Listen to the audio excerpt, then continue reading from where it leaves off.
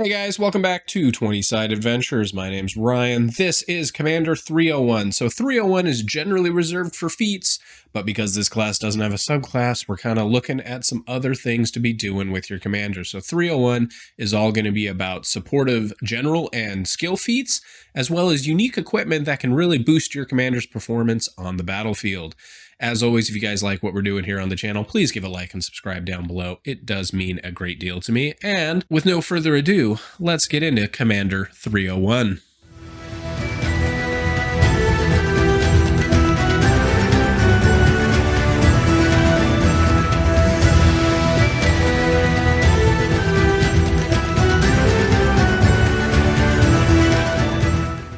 All right, for this 301, we're going over general and skill feats that you might want to consider to optimize your commander, as well as some equipment. So we're going to start off with the skills, and this is really going to depend on what you choose to do with your commander. So for example, if you're going the medic commander, you're going to want battle medicine.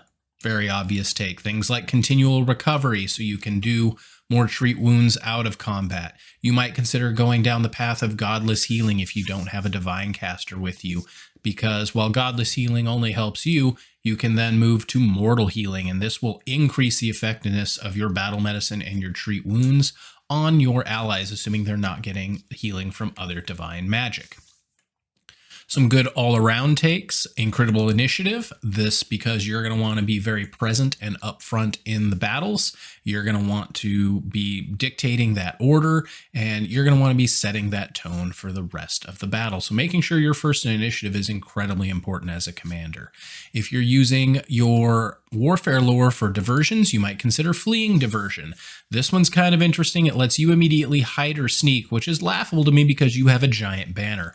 But since you get to use warfare lore for it, somehow you can make your banner not become noticed to them and give you the advantage of being hidden, as well as causing a diversion in the combat. If you went with the ability to move your party quickly from that level 1 commander feat, you might consider Caravan Leader as a general skill feat. This is going to let your highly mobile and exploration-based party get an additional 20 minutes of hustling to just continue to increase that movement. If you went the recall knowledge aspect of the commander, you might want to consider Crichton's Cognitive Crossover. This gives you a reaction should you fail a recall knowledge check from your warfare lore to get to substitute something else in if that is super important for you. You might also consider taking Assurance, and this will be for your warfare lore, so you're getting that very stable 10 plus your proficiency bonus. But more importantly, you can then also take Automatic Knowledge and get another option for a free recall knowledge check on your commander using that heightened warfare lore. Any general skill or ancestry feats that augment your movement would be advisable, because this also gives you the most range to take advantage of your own tactics that are movement based. Lastly, equipment. I'm not going to go through all of the different equipment options, but I think a must-have that you need to be looking to spend your gold on very rapidly as a commander are the new banners. And these came from Battlecry. So if you're not familiar with them, anyone can use them.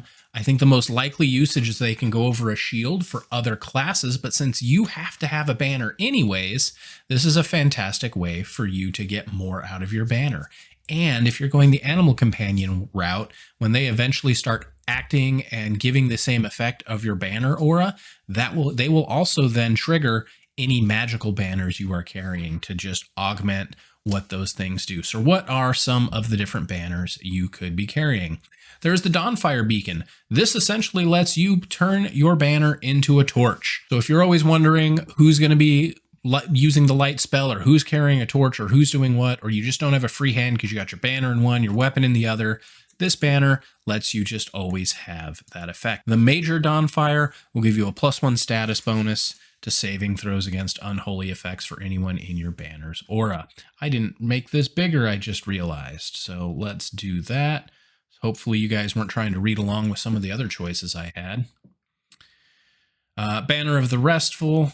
This basically just gives you a +1 bonus to perceptions and protection from severe cold and heat. The +1 bonus to perception DCs would be very handy for initiative checks for your party, as well as just helping out if you're doing one of those exploration campaigns where your camp getting jumped might be a thing. Blazing Banner, this is pretty straightforward. It gives everyone a 1d4 persistent fire damage for being inside your banner's aura. As you get more powerful versions of this banner, that number increases. The Knave Standard, this gives everyone 1d4 sneak attack that's within the banner's aura. The Vandal's Banner, this one lets you ignore hardness, so if you're fighting some constructs maybe, this could be pretty useful, but it's kind of a niche banner in my opinion. Banner of the Creeping Death, this one has a use effect, so once per minute, one action, a massive wave of void energy floods out from the banner in all directions. All living creatures within the banner take 1d4 void damage. DC 19 fortitude save. So just a little AoE damage, and that does have larger version or better versions of itself, so it can level up. The Stalwart Banner, also a single action activate. This is once per minute, so basically once per fight. You and your allies within the banner get a 5 temporary hit points and a +1 status bonus to fortitude and reflex saves to things that might knock you prone or move you. Banner of Piercing Shards is a single activation, again once per minute, that basically is an AoE damage of shattered glass that does persistent bleed. The Arcane Standard, so this one is pretty interesting. It can be used once per turn. We're actually using this in the game where I have a Guardian and we put this over his shield, but as a single action, you can affect a creature that has already taken energy damage. So acid, cold, electricity, fire, or sonic. If they have already taken that type of damage, this single action makes them now weak to that damage for the next round and a weakness of 5. So if you have multiple people in the party that all do similar types of damage, this is a fantastic way to get that benefit. And once this chain gets going, for example, my Guardian has lightning on his sword. We have a Storm Witch. We have a Magus that likes to use Shocking Grasp. Once one person hits them with lightning, every round the Guardian's making them weak 5 to lightning gets to hit them with their sword. The next mage gets to maximize their damage, so on and so forth. On a commander, this could be a little trickier because you're going to have an action every turn to use it, so that could be a little tough, but it is a fantastic banner. Flag of the Stronghold, if you're in a siege game, you get some resistance to siege weapons.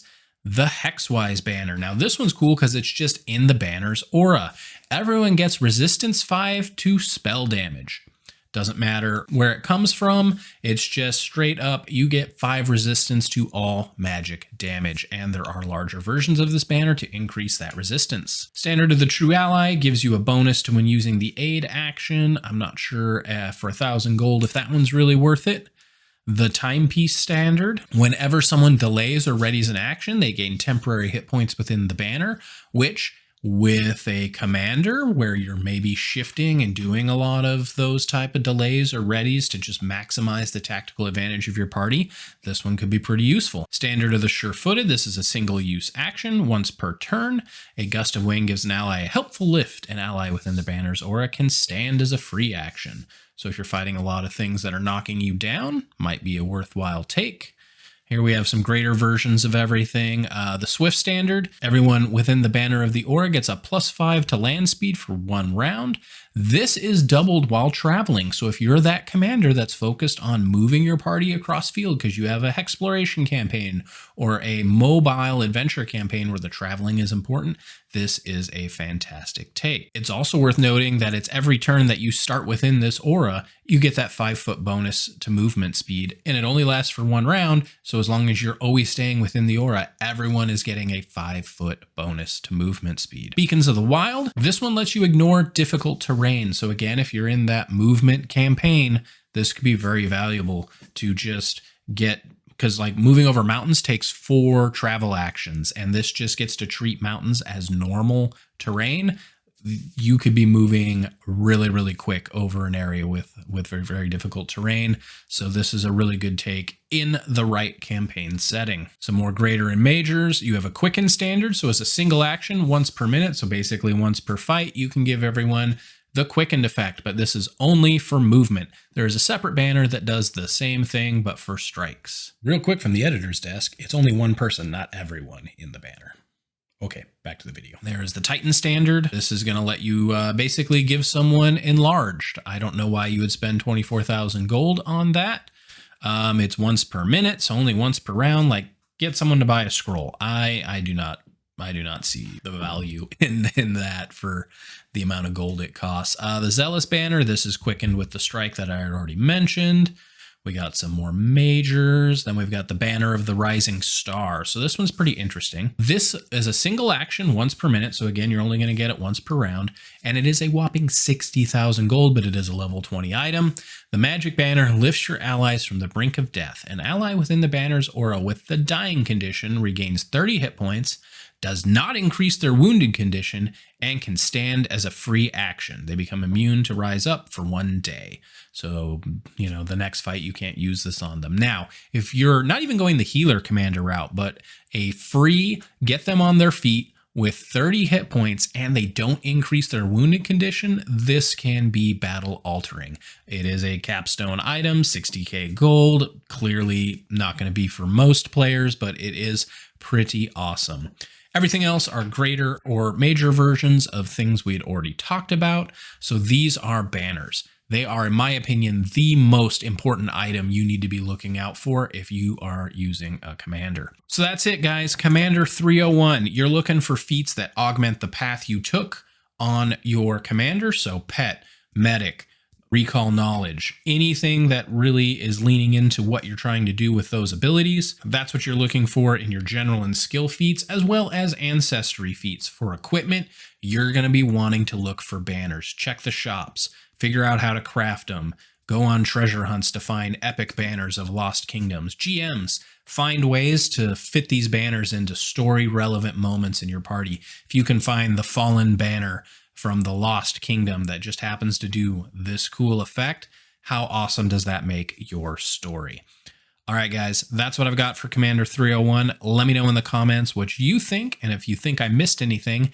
As always, if you like what we're doing here on the channel, please give a like and subscribe. Channel continues to grow, and I really appreciate the support. Going to wish you a fantastic time on your 20-side adventures. We'll catch you next time.